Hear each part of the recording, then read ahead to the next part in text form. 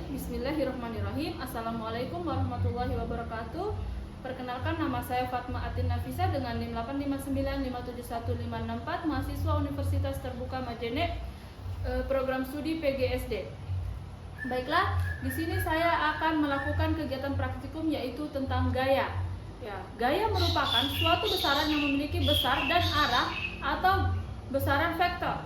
Gaya dapat menyebabkan suatu benda diam menjadi bergerak. Nah, kegiatan praktikum yang akan saya lakukan adalah gaya listrik statis, di mana alat dan bahan ada penggaris plastik, kemudian rambut rekan saya yang kering dan tebal, baik, kemudian potongan-potongan kertas kecil yang ada di meja.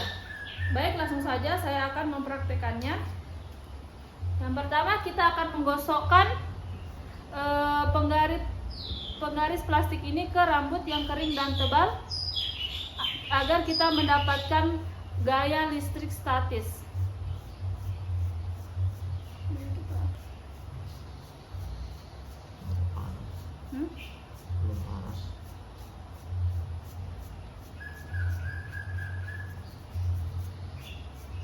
Nah, setelah kita menggosok-gosokkan ini, nanti kita akan melihat apakah kertas-kertas kecil ini menempel pada penggaris ini, apakah ada gaya listrik statis atau tidak, apakah benar ada gaya listrik statis atau tidak. Baik, kita akan lihat. Nah, dapat dilihat ada beberapa kertas yang menempel seperti ini, berarti ada gaya listrik statis pada penggaris yang digesek ke rambut rekan saya, kemudian dapat menarik kertas ini, potongan kertas-kertas ini.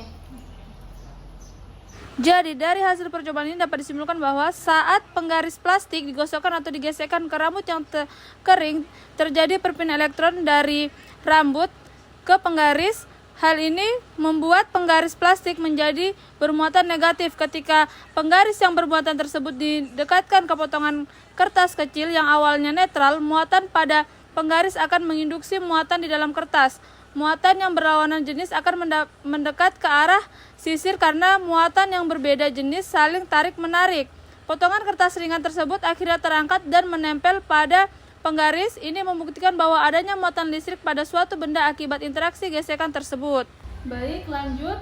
Di sini kegiatan praktikum yang kedua adalah gaya magnet, di mana alat dan bahan magnet, terus ada jarum jahit, ada aluminium yaitu ininya kunci mobil, kemudian ada seng, kemudian ada seutas benang, ada potongan plastik, ada potongan kertas. Nah, langsung saja di sini kita akan melakukan praktikum di mana menggunakan magnet. Dari bahan-bahan yang ada di depan ini, manakah yang dapat ditarik oleh magnet atau magnet ini dapat menempel di bahan-bahan di depan ini? Manakah bahan-bahan yang dapat ditempel oleh magnet ini? Nah, mari kita lakukan kegiatan ini. Yang pertama adalah seng. Nah, mohon maaf tidak ada potongan seng besar dan tidak ada pemotong seng, jadi seng ini langsung yang saya gunakan. Kita akan lihat seng. Nah, seng seperti ini adalah seng yang mengandung besi atau disebut benda magnetik, dapat ditarik oleh magnet ini. Nah, kita akan lihat. Nah, dia dapat ditarik oleh magnet. Kemudian aluminium. Nah, tidak ada gaya magnet atau bahan ini tidak terbuat dari mengandung ferromagnetik. Tidak seperti seng yang mengandung bahan ferromagnetik sehingga dapat ditarik oleh magnet. Bisa tertarik dan terjadi gaya magnet. Selanjutnya adalah jarum.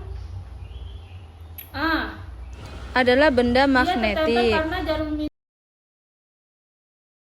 dia terjadi gaya magnet saat didekatkan oleh magnet. Selanjutnya adalah plastik. Nah, plastik tidak termasuk benda magnet atau benda non magnet. Nah, selanjutnya adalah seutas benang. Di sini kita akan mencoba mendekatkannya dengan magnet. Nah, dia tidak tertarik dengan magnet karena benda ini adalah benda non magnet sehingga tidak tertarik oleh magnet. Langsung saja. Selanjutnya adalah kertas. Nah, di sini kertas juga tidak tertarik oleh magnet karena kertas adalah benda non magnet sehingga tidak dapat tertarik oleh magnet. Jadi, dari percobaan ini yang dapat ditarik oleh magnet adalah seng dan jarum jahit.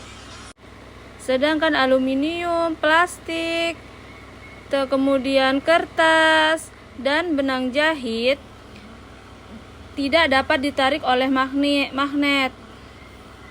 Di mana jarum dan seng akan tertarik mendekati magnet yang kita didekatkan. Ini dikarenakan jarum dan seng yang digunakan biasanya terbuat dari baja atau besi yang termasuk dalam kategori bahan ferromagnetik. Bahan ferromagnetik memiliki domain magnet alami yang akan langsung berbaris rapi ketika didekati oleh magnet. Hal ini membuat jarum terinduksi menjadi magnet sementara dan langsung ditarik dengan sangat kuat menuju kutub magnet. Jadi, dari hasil percobaan ini dapat disimpulkan bahwa magnet dapat menarik benda-benda tertentu yang terbuat dari besi, nikel, dan kobalt yang disebut benda magnetik, sedangkan benda-benda yang tidak dapat tertarik oleh magnet disebut benda non-magnetik.